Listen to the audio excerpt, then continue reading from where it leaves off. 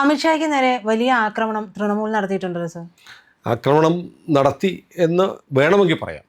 അപ്പോൾ അമിത്ഷാ ഇന്നലെയാണ് ഭവാനിപ്പൂർ മണ്ഡലം മമതാ ബാനർജിയുടെ മണ്ഡലമാണ്. അവിടെയാണ് ബംഗാളിലെ പ്രതിപക്ഷ നേതാവ് സുവേന്ദു അധികാരി മമതാ ബാനർജിയെ അങ്ങോട്ട് ചെന്ന് വെല്ലുവിളിക്കാൻ മത്സരിക്കുന്നത്.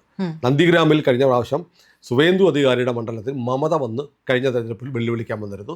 മമത തോറ്റുപോയി. മുഖ്യമന്ത്രി തോറ്റിട്ടാണ്, പിന്നെ 6 മാസം കഴിഞ്ഞിട്ട് ജയിച്ചിട്ടാണ് ഇപ്പോൾ ആ തള്ള അവിടെ മുഖ്യമന്ത്രിയായിട്ടിരിക്കുന്നത്. അപ്പോൾ ഇത്തവണ സുവേന്ദു തീരുമാനിച്ചു, എന്നാൽ പിന്നെ കഴിഞ്ഞ പ്രാവശ്യം എനിക്കിട്ട് വെച്ചാലേ ഞാൻ അങ്ങോട്ട് വരാണ്.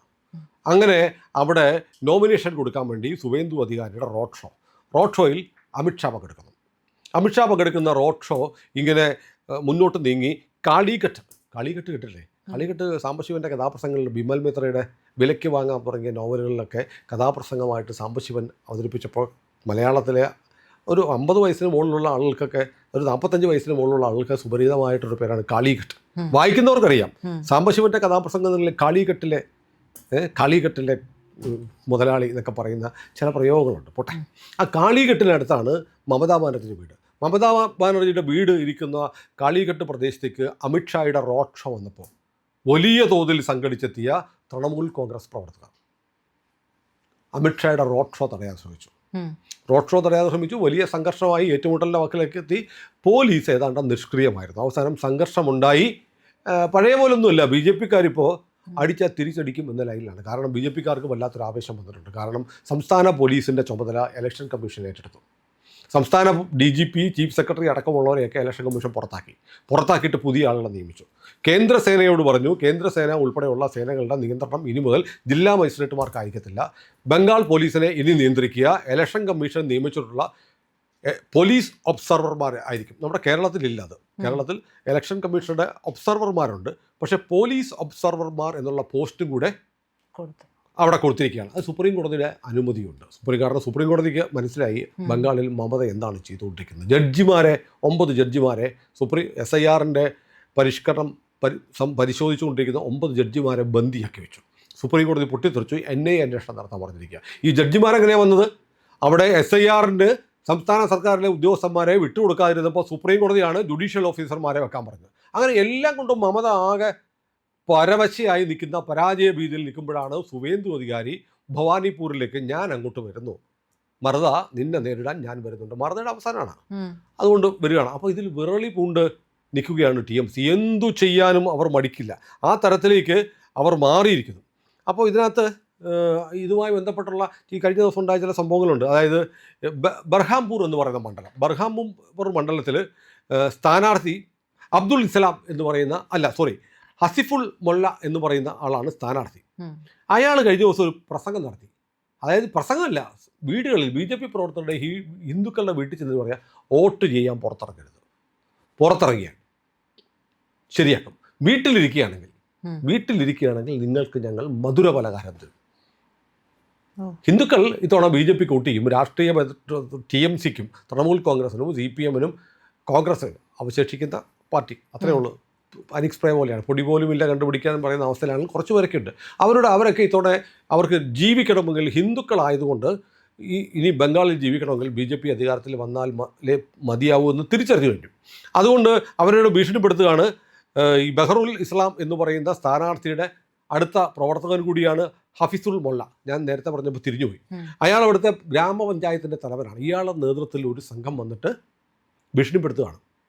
പുറത്തിറങ്ങിയാൽ ശരിയാക്കും, അകത്തിരുന്നാൽ ഞങ്ങൾ സ്വീറ്റ്സ് കൊണ്ടുതരും, മധുരപലഹാരം. പക്ഷേ വോട്ട് ചെയ്യാൻ പോരുത്, വോട്ട് ചെയ്താൽ തോക്കും എന്ന് TMCക്ക് ബോധ്യമുണ്ട്.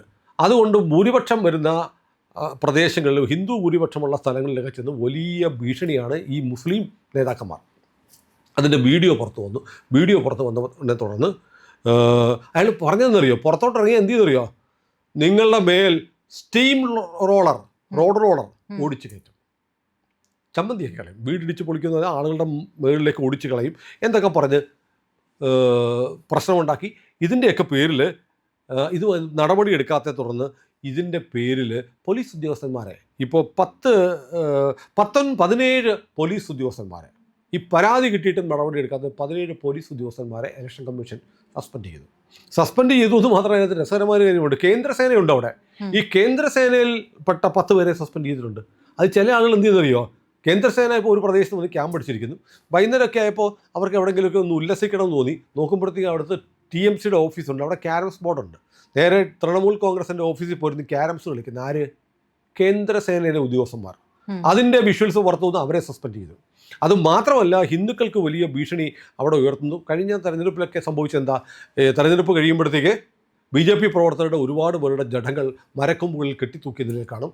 ഹിന്ദുക്കളുടെ വീട്, BJP പ്രവർത്തകരുടെ വീടിന് തീ വെക്കും. ഇത്തരം സംഭവങ്ങളൊക്കെ ബംഗാളിൽ കഴിഞ്ഞ ലോക്സഭാ തെരഞ്ഞെടുപ്പിൽ ഉൾപ്പെടെ പതിവായിരുന്നു. അതും അപ്പോൾ വല്ലാത്തൊരു ഭയമാണ്. കാരണം വീട്ടിൽ ചെന്നിട്ട് നേരത്തെ പറഞ്ഞ പോലെ ഈ ഹഫീസുൽ മൊള്ളയെ പോലെയുള്ള ആളുകൾ പറയുകയാണ്, പുറത്തിറങ്ങരുത്, പുറത്തിറങ്ങിയ റോഡ് റോളർ, സ്റ്റീം റോളർ കയറ്റിക്കൊല്ലും, വീട്ടിലിരുന്നാൽ നിങ്ങൾക്ക് സമ്മാനം തരാം എന്തൊക്കെ പറഞ്ഞ് ഹിന്ദുക്കളെയോ അല്ലെങ്കിൽ BJPക്ക് വോട്ട് ചെയ്യുന്നവരെ പുറത്തിറങ്ങാൻ പോലും ഭയപ്പെടുത്തുന്ന ഒരു സാഹചര്യമുണ്ട്. അതുകൊണ്ടാണ് അമിത്ഷാ കഴിഞ്ഞ ദിവസം പറഞ്ഞത്, ഒരു കാര്യം ചെയ്യും, 23-നും 29-നും അല്ലേ ഇലക്ഷൻ, ഞാൻ 15 ദിവസം അവിടെ വന്ന് താമസിക്കാൻ പോവാം എന്ന് പറഞ്ഞു. നോക്കൂ, അത് കൊടുക്കുന്ന ഒരു ആത്മധൈര്യമുണ്ട്. ആരാ വരുന്നത്? അമിത്ഷാ. അമിത്ഷാ ആരാ? കേന്ദ്ര ആഭ്യന്തരമന്ത്രി. കേന്ദ്ര ആഭ്യന്തരമന്ത്രി 15 ദിവസം ബംഗാളിൽ വന്ന് താമസിക്കുന്നു എന്ന് പറഞ്ഞാൽ അവിടുത്തെ BJP പ്രവർത്തകർ, നമുക്കറിയാം നരേന്ദ്രമോദിയോ അമിത്ഷായോ ഒരു ദിവസം മണ്ഡലത്തിൽ വന്നാൽ പോലും അവിടുത്തെ BJP പ്രവർത്തകർക്ക് വലിയ ആവേശമുണ്ടാവും. അതേസമയം 15 ദിവസം അമിത്ഷാ വന്നിട്ട് അവിടെ താമസിക്കുകയാണ്, നീ എന്തോ ചെയ്യുമെന്ന് കാണട്ടെ എന്ന് പറഞ്ഞാൽ കേന്ദ്ര സേനയുടെ സർവ്വസൈന്യാധിപൻ അല്ലേ കേന്ദ്ര ആഭ്യന്തരമന്ത്രി 15 ദിവസം അവിടെ വന്ന് താമസിക്കുമെന്ന് പറഞ്ഞപ്പോൾ ബംഗാളിൽ BJPക്ക് ഒരു വർദ്ധിത വീര്യം വന്നിരിക്കുകയാണ്. ബംഗാളിൽ വലിയ ഞാൻ കഴിഞ്ഞ ദിവസം നമ്മുടെ എറണാകുളത്തുള്ള ഒരു ഹോട്ടലിൽ പോയി. ഞാനുണ്ട്, നമ്മുടെ ന്യൂസ് റീഡർ പ്രിയനുണ്ട്. നമ്മളെല്ലാവരോടും ഉച്ചയ്ക്ക്, പ്രജിത ഉണ്ടായിരുന്നില്ല, ഞങ്ങളെല്ലാവരും ഉച്ചയ്ക്ക് ഭക്ഷണം കഴിക്കാനായിട്ട് നമ്മുടെ ബാലരാമ കൈമൾ എല്ലാവരും ഇപ്പോൾ ഉച്ചയ്ക്ക് ഭക്ഷണം കഴിക്കാൻ പോയപ്പോൾ ഒരു ഹോട്ടലിൽ ഒരു ബംഗാളിയാണ് ഉള്ളത്. ബംഗാളി ചെറുപ്പക്കാരൻ. അയാൾ പറഞ്ഞപ്പം സ്റ്റാഫെല്ലാം കുറവാണ്, പകുതി പേര് പോയി, ഇനി ഞാനൊക്കെ അടുത്ത ബാച്ചിൽ പോകാനിരിക്കുകയാണ്, കാരണം എല്ലാവരും പോയി കഴിഞ്ഞാൽ അടച്ചു പൂട്ടുമല്ലോ, എങ്ങനെയാണ് ബംഗാളിലെ കാര്യങ്ങൾ ചോദിച്ചു. അയാൾ പറഞ്ഞു, ബംഗാളിൽ നല്ല കാര്യമാണ്, നമുക്കൊക്കെ ഈ ഇലക്ഷന് മുമ്പ് 1500 രൂപയൊക്കെ അക്കൗണ്ടിൽ വന്നു, അത് നോക്കുമ്പോൾ സന്തോഷമാണ്. പക്ഷേ സാബ്, ഒരു പ്രശ്നമുണ്ട്. എന്താണ്?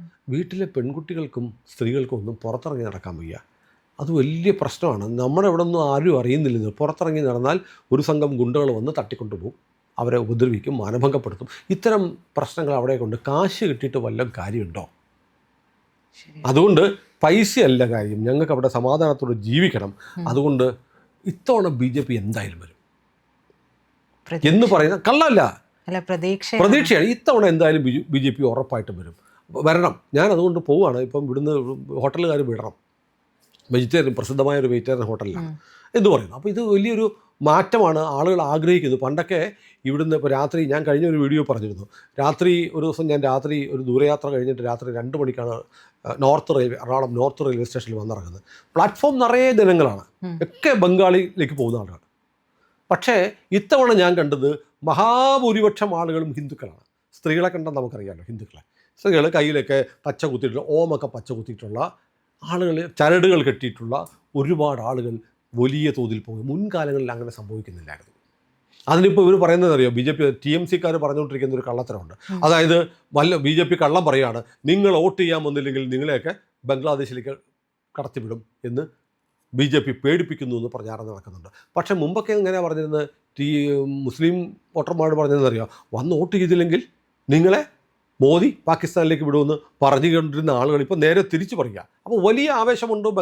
ബംഗാളിൻ്റെ ചരിത്രം ഇത്തവണ മാറ്റി എഴുതാനുള്ള എല്ലാ ശ്രമങ്ങളും നടത്തിക്കൊണ്ടിരിക്കുന്നു. 63 ലക്ഷം ആളുകൾ SIRൽ പുറത്തുപോയി. ഇനി 60 ലക്ഷം വോട്ടുകൾ തർക്കത്തിലാണ്. 63 ലക്ഷം പേരെ പുറത്താക്കിയിട്ട് ഒരു പരാതിയില്ല. മമതയ്ക്ക് മാത്രമേ പരാതിയുള്ളൂ. മമത എന്തൊക്കെ നിലവിളിയായിരുന്നു, SIRൻ്റെ സമ്മർദ്ദം കൊണ്ട് BLOമാർ ആത്മഹത്യ ചെയ്യുന്നു എന്നൊക്കെ പറഞ്ഞൊക്കെ വലിയ കോലാഹലം ഉണ്ടാക്കി. അവസാനം സുപ്രീം കോടതി പറഞ്ഞു, ഒന്നും കേസുമായിട്ട് തള്ള ഇങ്ങോട്ട് വരരുത്. ഇവർ പെണ്ണുപിള്ള പോയിട്ട് അവിടെ വാദിക്കാനൊക്കെ പോയല്ലോ, വാദിക്കാനാകുമ്പോൾ കേട്ടിട്ടുണ്ട് എന്ന് പറഞ്ഞ് കോടതി പറഞ്ഞു വിട്ട്. പിന്നെ പറഞ്ഞു, നിങ്ങളെ എന്നും കേസുമായിട്ട് വരരുത് എന്ന് സുപ്രീം കോടതി പറഞ്ഞു. ഇതൊന്നും മലയാളത്തിലെ മാധ്യമങ്ങൾ പറയത്തില്ല. മമതാ ബാനർജിയെ സംബന്ധിച്ച് അവർക്കറിയാം, ഇത്തവണ അധികാരം കിട്ടിയില്ലെങ്കിൽ ഉറപ്പാണ് കാരാഗ്രഹം തനിക്ക് വേണ്ടി കാത്തിരിക്കുന്നു എന്നറിയാൻ മമതയ്ക്ക് പഴൂർ പടിപ്പറയൊന്നും പോകണ്ട, കൃത്യമായിട്ട് ബോധ്യമുണ്ട്. ലോകത്തിൽ തന്നെ ഏറ്റവും വലിയ ഒരു കുംഭകോണം, ചിട്ടിത്തട്ടിപ്പ്, ഏറ്റവും വലിയ ഒരു വേൾഡിലെ ഏറ്റവും വലിയ സ്കാമുകളിലൊന്നാണ് ശാരദാ ചിട്ടി ഫണ്ട്. ഇതെല്ലാം മമതയും മമതയുടെ അനന്തരവനായ അഭിഷേക് ബാനർജി ഉൾപ്പെടെയുള്ള ആൾക്ക് നേരിട്ട് ബന്ധമുള്ള കേസുകളാണ്. അതിലേക്ക് ഉപരി രാജ്യത്തിൻ്റെ ഡെമോഗ്രാഫിയെ ആകെ മാറ്റുന്ന തരത്തിൽ ബംഗ്ലാദേശി മുസ്ലിമുകൾക്ക് വലിയ തോതിൽ ഇന്ത്യയിൽ താമസിക്കാനും ഒക്കെ അധികാരം ലക്ഷക്കണക്കിനല്ല കോടിക്കണക്കിന് ആളുകളെ ബംഗ്ലാദേശിലേക്ക് കടത്തിവിടുന്നു. നമ്മൾ സംസാരിച്ചല്ലേ, അതിർത്തിയിൽ വേലി കെട്ടാൻ വേണ്ടി BSF വേലി കെട്ടാൻ കേന്ദ്ര ഫണ്ട് ഉൾപ്പെടെ കൊടുത്തിട്ട് മമത വേലി കെട്ടാൻ സമ്മതിക്കില്ല. സുപ്രീം കോടതി ഹൈക്കോടതി വരെ എത്തി, ഹൈക്കോടതി കർശന നടപടി എടുത്തപ്പോൾ മാത്രമാണ് വേലി കെട്ടാൻ സംഭവിച്ചത്. മമത സ്ഥലം കൊടുക്കില്ല. എന്നിട്ട് പറയുന്നത് അറിയോ, BSFകാർ അവിടെ നിന്നാൽ മതി, വേലി വേണ്ടാന്ന്. എത്രയാ 3000 കിലോമീറ്റർ BSFകാർ കാവൽ നിന്നാൽ മതിയത്. എങ്ങനെയുണ്ട്? ഇതൊക്കെയാണ് മമതാ ബാനർജി നടത്തിക്കൊണ്ടിരിക്കുന്ന ദേശദ്രോഹപരമായ നിലപാടുകൾ. ഈ നിലപാട് തുടർന്നാൽ ബംഗാൾ എന്ന് പറയുന്ന നമ്മുടെ പ്രധാനപ്പെട്ട ഒരു ഭാഗം ഇന്ത്യയുടെ ഭാഗമല്ലാതെ മാറും. അതുകൊണ്ട് ദേശീയ സുരക്ഷയുമായി ബന്ധപ്പെട്ട് വളരെ പ്രധാനമാണ് ബംഗാളിൽ ദേശീയത മുന്നോട്ട് വെക്കുന്ന BJP അധികാരത്തിൽ വരിക എന്നുള്ളത്. അതുകൊണ്ടുള്ള ജീവൻ മരണ പോരാട്ടമാണ്. മമതയെ സംബന്ധിച്ച് മമത അധികാരത്തിൽ നിന്ന് പോകാനുള്ള എല്ലാ സാധ്യതകളും വഴി തെളിഞ്ഞു വരുന്നുണ്ട്. BJP വലിയ മുന്നേറ്റം ഉണ്ടാക്കുമെന്ന് തർക്കമില്ല. ആ സമയത്താണ് ഈ പറഞ്ഞതുപോലെ കളികെട്ട് പ്രദേശത്ത് അമിത്ഷായുടെ റോഡ് ഷോയ്ക്ക് നേരെ ആക്രമണം ഉണ്ടായത്. ഏതായാലും അതുമായി ബന്ധപ്പെട്ട് ഇലക്ഷൻ കമ്മീഷൻ ഉടൻ നടപടിയെടുത്തു. കൽക്കട്ട DCP ആയ പ്രിയങ്കർ ചക്രവർത്തിയെ പുറത്താക്കി. പിന്നെ അവിടുത്തെ അപ്പോൾ ഇവർ TMC ഇപ്പോൾ വലിയ പരാതിയാണ്. അതായത് ഈ അവിടുത്തെ ഇലക്ഷൻ ഓഫീസർ ഉണ്ടല്ലോ, സുരജിത് റോയ്, ഈ ഇവിടെ ഭവാനിപ്പൂരിലെ സുരജിത് റോയ് സുവേന്ദു അധികാരിയുടെ ആളാണ്, BJPക്കാരനാണ്. അതുകൊണ്ട് അയാളെ മാറ്റണം. കാരണം അയാൾ പറയുന്നത് ന്യായം എന്നറിയുക. ഇപ്പോൾ നന്ദിഗ്രാം മണ്ഡലത്തിൽ ഇയാൾ ബ്ലോക്ക് ഡെവലപ്മെൻറ്റ് ഓഫീസറായിരുന്നു. ഈ സുരജിത് റോയ്. നന്ദിഗ്രാം എന്ന് പറയുന്നത് സുവേന്ദു അധികാരിയുടെ മണ്ഡലമാണ്. അവിടുത്തെ ബ്ലോക്ക് ഡെവലപ്മെൻറ്റ് ഓഫീസറായിരുന്ന ആൾ പിന്നീട് പ്രൊമോഷൻ കിട്ടിയതായി ഇവിടുത്തെ ഇലക്ഷൻ ഓഫീസറായി. അത് പറ്റത്തില്ല. നന്ദിഗ്രാമിൽ നിന്നുള്ള ഒരാൾ വന്നാൽ ഉറപ്പായിട്ടും ആരുടെ ആളായിരിക്കും? സുവേന്ദു അധികാരിയുടെ. അതുകൊണ്ട് ഇയാളെ വെച്ചുകൊണ്ട് ഇലക്ഷൻ നടത്താൻ പറ്റില്ല എന്ന് പറഞ്ഞാണ് ഇന്നലെ ആ ബഹളം ഉണ്ടായത്. ഏതായാലും കേന്ദ്ര ആഭ്യന്തരമന്ത്രിയെ തടഞ്ഞാൽ എന്താണ് ഫലമെന്ന് ആദ്യം അറിഞ്ഞിരിക്കുന്നത് കൊൽക്കത്ത DCP ആണ്. ബാക്കിയുള്ളത് ഘട്ടം ഘട്ടമായും ഇലക്ഷൻ കഴിഞ്ഞും ഈ TMCക്കാർക്ക് കിട്ടുമെന്നുള്ള ഉറപ്പാണ്. പ്രിയപ്പെട്ട പ്രേക്ഷകരെ, ഏറ്റവും പുതിയ വാർത്തകൾ, അതിൻ്റെ ഏറ്റവും പുതിയ വിവരങ്ങളുമായി ഞങ്ങൾ നിരന്തരം നിങ്ങൾക്കൊപ്പം വരുന്നുണ്ട്. ഇന്ത്യ ലൈവ് സബ്സ്ക്രൈബ് ചെയ്യാൻ മറക്കാതിരിക്കുക. ഞങ്ങളുടെ പുതിയ ചാനലായ C4N കൂടി സബ്സ്ക്രൈബ് ചെയ്ത് സഹായിക്കണം.